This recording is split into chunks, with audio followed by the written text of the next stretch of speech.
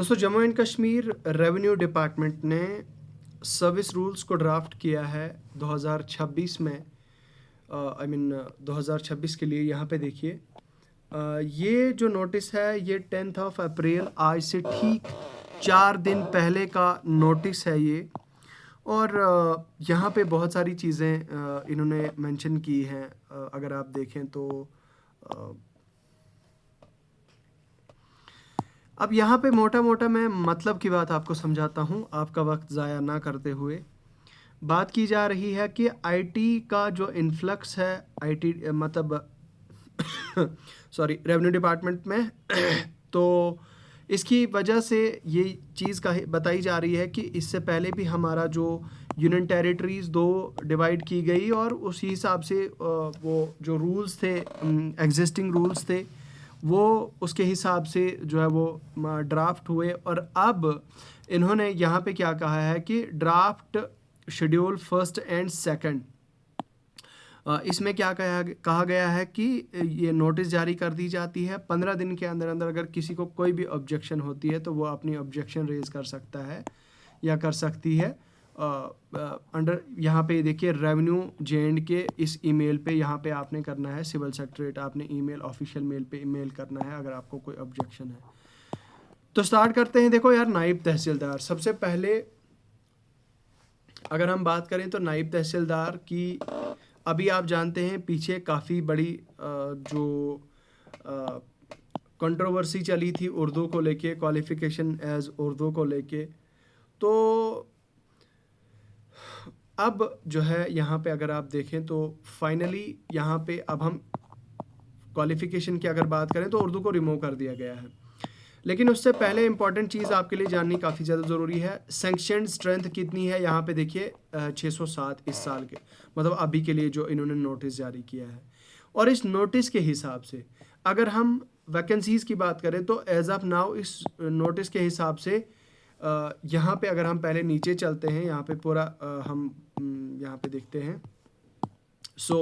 नायब तहसीलदार level 6E, नायब तहसीलदार level 6E की पोस्ट है और इसमें आपकी 40% डायरेक्ट रिक्रूटमेंट होगी। अब 40% अगर आप 40% अगर आप इस जो आपके पास 607 सैंक्शन स्ट्रेंथ है नायब तहसीलदार की, उसमें से 40% डायरेक्ट रिक्रूटमेंट के लिए अगर निकालें तो 242 यानी 242 वैकेंसीज आपके पास जो है वो डायरेक्ट रिक्रूटमेंट के लिए मतलब अवेलेबल है सैंक्शन स्ट्रेंथ में। तो इस हिसाब से यहाँ पे आप देखिए, अब एक चीज़ तो ये तो एक अलग चीज़ हो गई, लेकिन minimum qualification for the direct recruitment. अब मिनिमम क्वालिफिकेशन क्या है भाई? आपकी ग्रेजुएशन होनी चाहिए कहाँ से? From any recognised university. यहाँ पे नॉलेज ऑफ उर्दू की बात नहीं की गई है। दैट मीन्स उर्दू को फिलहाल अब जो है वो रिमूव कर दिया गया है।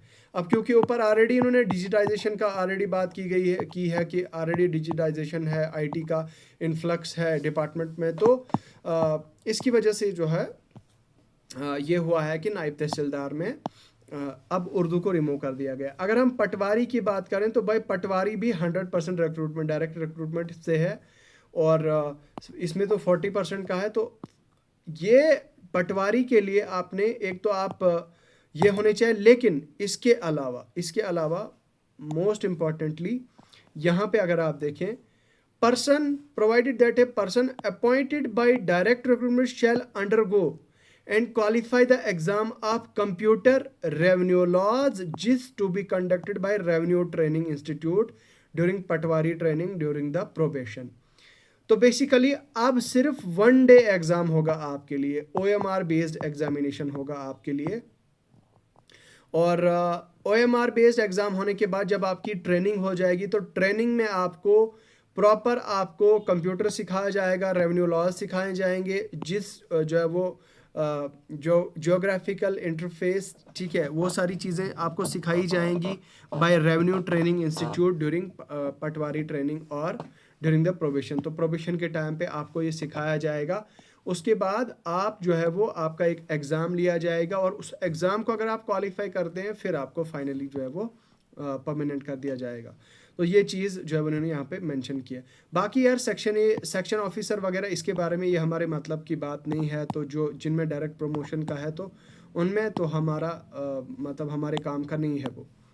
जूनियर स्केल स्टेनोग्राफर 100% रिक्रूटमेंट है।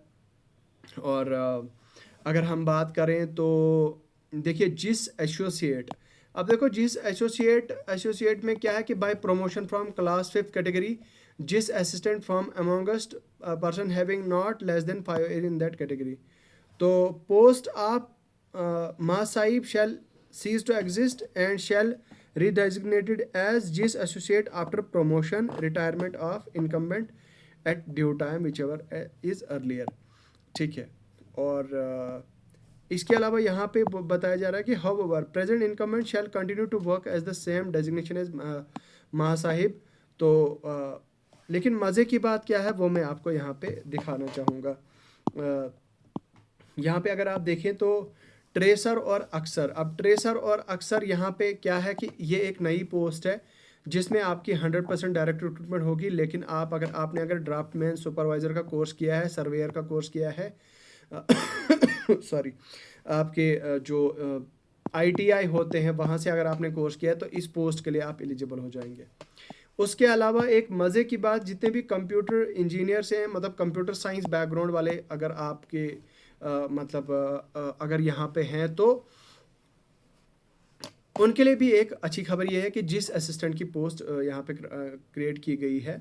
और अगर या तो आपके पास बीटेक कंप्यूटर साइंस होना चाहिए, या तो IT कंप्यूटर CSC होना चाहिए आपका, ठीक है, या तो BE होने चाहिए, या तो बीटेक होना चाहिए, या तो आप अगर आप सिंपल ग्रेजुएट हैं तो आपका डिप्लोमा होना चाहिए जिस जियो इन्फॉर्मेटिक्स में, ठीक है। अब ये भी जो है वो आपका डायरेक्ट रिक्रूटमेंट के थ्रू हो जाएगा।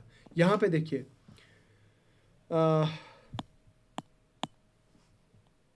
तो यहाँ पे देखिए बात की जा रही है कि अगर मान लो कोई अगर यहाँ पे एक पोस्ट का नाम लिया गया है वासिल बाकी नाविस, ये जो है वो कंटिन्यू रहेगी। जो ये पोस्ट की बात की जा रही है उसको रिडेजिग्नेट किया जाएगा जिस असिस्टेंट एज आफ्टर प्रमोशन, ठीक है।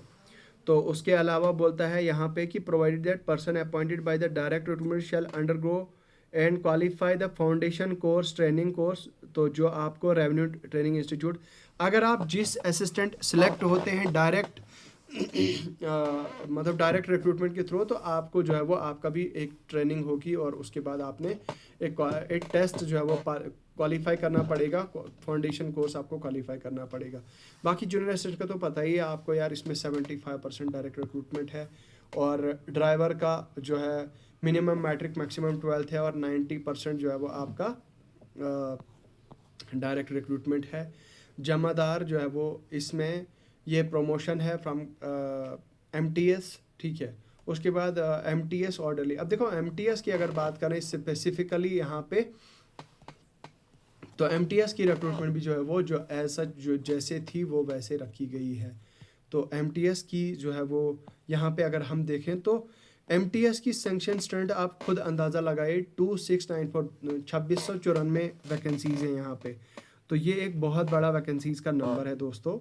तो बाकी यार ठीक है, ये जो उर्दू में और नायब तहसीलदार के लिए उर्दू को रिमूवल कर दिया गया है नायब तहसीलदार में और पटवारी में, ये मेरे हिसाब से एक अच्छा मूव है।